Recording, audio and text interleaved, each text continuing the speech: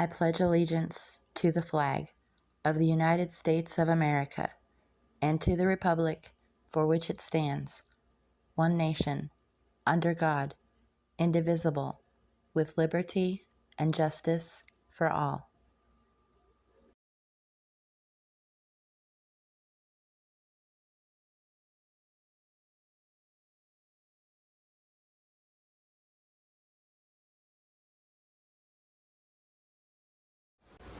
Americans, the how and the why of our beloved republic are so much better known and understood than the who. The United States of America was born in 1776, but it was conceived 169 years before that. The earliest settlers had watered the New World with much sweat. They had built substantial holdings for themselves, for their families, and when the time came to separate themselves from a tyranny an ocean away, at best it meant starting all over again after the ravages of war. Researching what you're about to hear gave a whole new dimension to my reverence for our nation's first citizens.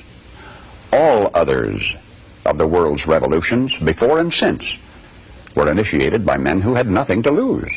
Nothing to lose. Our founders had everything to lose and nothing to gain, except one thing.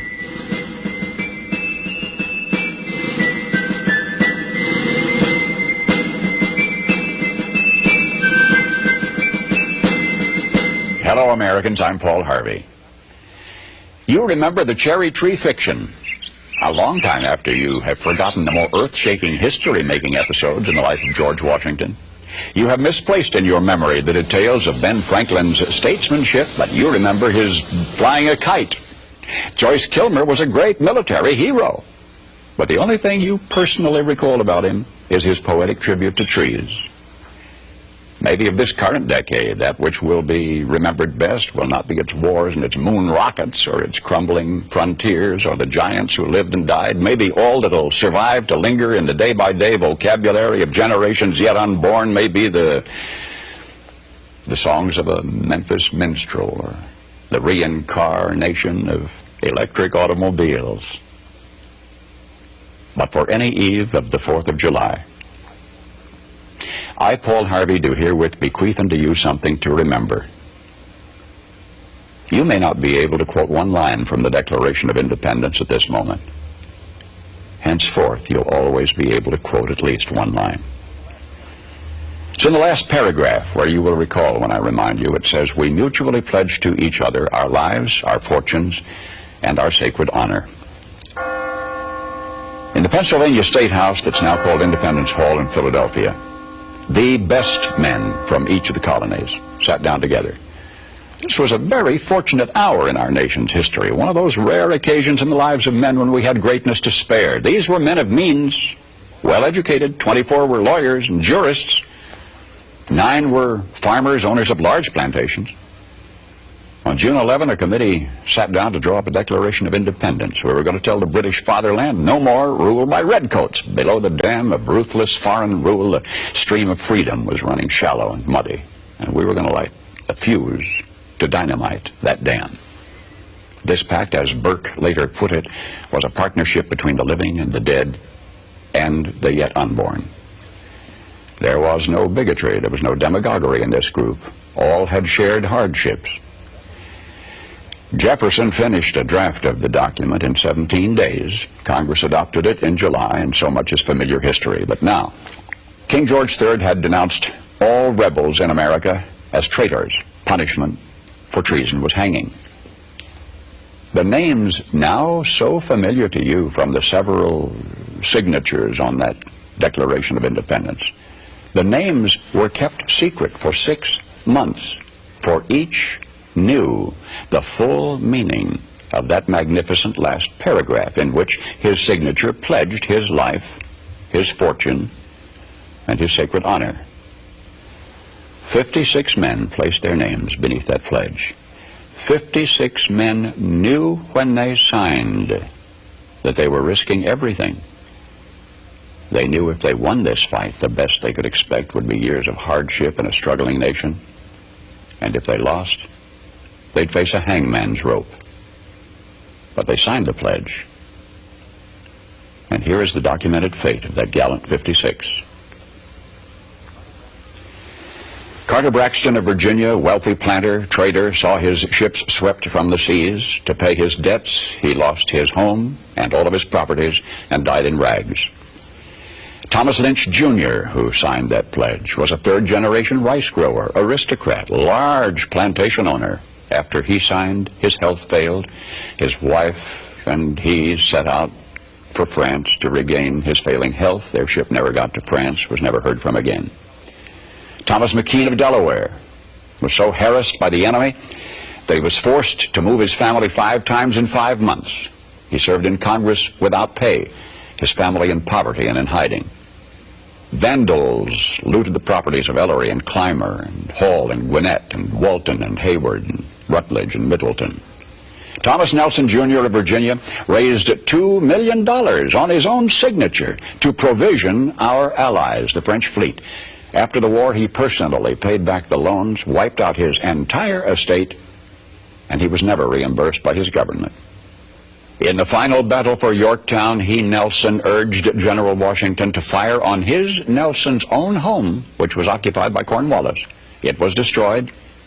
Thomas Nelson, Jr. had pledged his life, his fortune, and his sacred honor. The Hessians seized the home of Francis Hopkinson of New Jersey. Francis Lewis had his home and everything destroyed, his wife imprisoned. She died within a few months. Richard Stockton, who signed that declaration, was captured, mistreated, his health broken to the extent that he died at 51. His estate was pillaged. Thomas Hayward, Jr. was captured when Charleston fell. John Hart was driven from his wife's bedside while she was dying. Their 13 children fled in all directions for their lives. His fields and grist mill were laid waste. For more than a year he lived in forests and caves and returned home after the war to find his wife dead, his children gone, his properties gone, and he died a few weeks later of exhaustion and a broken heart. Lewis Morris saw his land destroyed, his family scattered. Philip Livingston died within a few months from the hardships of the war. John Hancock, history remembers best due to a quirk of fate rather than anything he stood for. That great sweeping signature attesting to his vanity towers over the others. One of the wealthiest men in New England. And yet he stood outside Boston one terrible night of the war.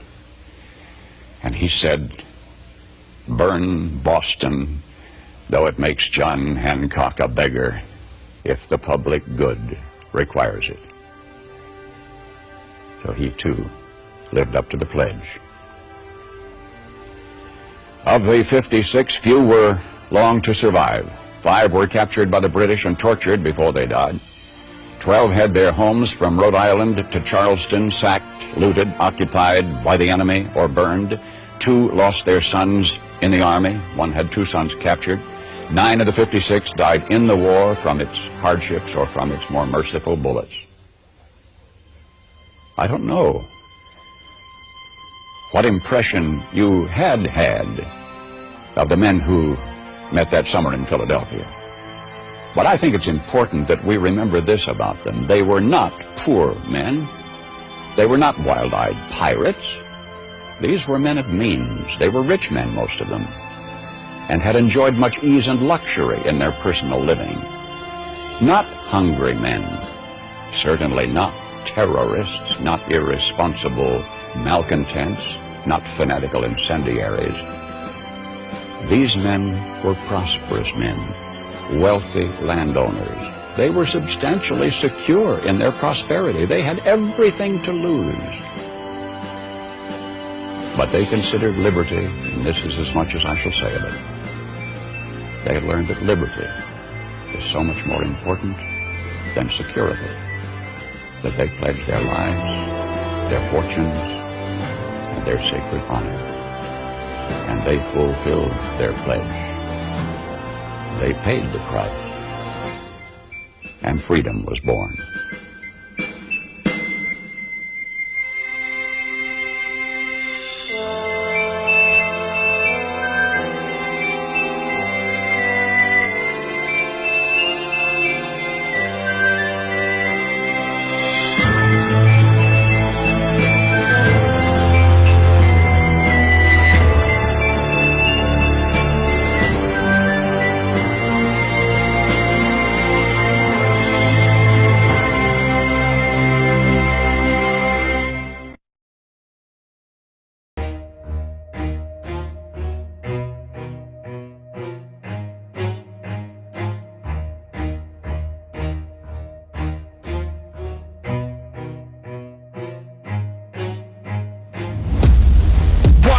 'cause I'm here now and I'm staying.